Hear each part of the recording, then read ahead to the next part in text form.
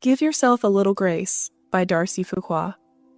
Martha, Martha, the Lord answered, you are worried and upset about many things, but few things are needed, or indeed only one. Mary has chosen what is better, and it will not be taken away from her. Luke chapter 10, verses 41 through 42. My head hit the pillow the other night, but instead of closing my eyes and succumbing to the rest my body and mind begged for, I replayed the weekend's events. I spent most of the weekend rushing children out the door, losing my temper, stressing about all the extra expenses, and complaining about my never-ending task list. The days have felt so long, yet they are always too short to accomplish all that needs to be done. It wasn't just this weekend that made me feel this way. It's been a super long year of trying to be everything for everyone. I seem to be failing at every role I played. Wife, mom, friend, employee, and most importantly, a good Christian woman who studies the Bible daily. I tried to give myself a pep talk and close my eyes. You're just tired. You are human.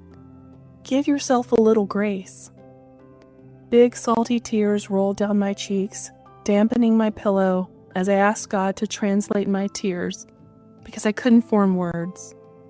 I was too exhausted to even pray. Graciously, He granted me sleep. Perhaps you can relate to a season like mine. Are you emotionally drained, physically spent, and spiritually depleted? Are you lying awake instead of resting? Can you relate to Martha more than Mary? In Luke chapter 10, verses 38 through 42, we read that Martha needed help preparing a meal for the most important house guest she would ever have.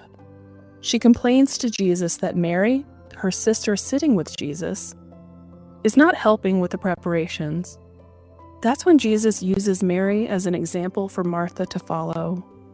I can only imagine what was going through Martha's mind when she was met with this response. I don't know about you, but I dislike cliffhangers. Did Martha take off her apron and sit with her sister at the foot of Jesus? Did she return to the kitchen mad, taking her frustration out on the chicken she was pounding? Or did she cry over a sink of dirty dishes? The problem wasn't Martha's hospitality. The problem was that she was distracted by her good works. Jesus wasn't chastising her with His response. When Jesus repeated her name, He was showing compassion. He was offering the gift of grace by inviting her to focus on the only one that matters. Martha had the chance to rest from the hospitality and service expected of women in this period, and learn directly from the greatest teacher. I hope she wiped the flour off her hands and sat down.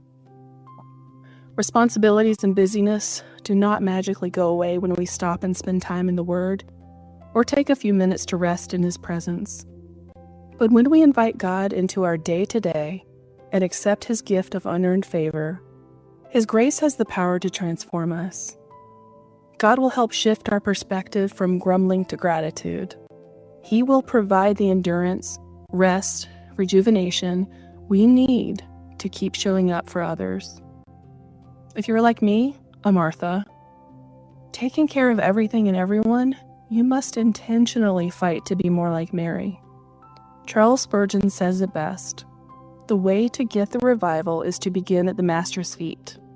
You must go there with Mary, and afterwards you may work with Martha. Friend, we aren't meant to be everything for everyone. Jesus is the one who fills those shoes. Let us not get so distracted by our service that we lose sight of Jesus. Questions for reflection. Are you depending on your strength and control, or leaning into Jesus by spending time with Him? Think of a small habit you can incorporate into your daily routine to intentionally be more like Mary. You could start each morning by writing down 3 things you're grateful for. Another idea is to pray while washing dishes or folding clothes.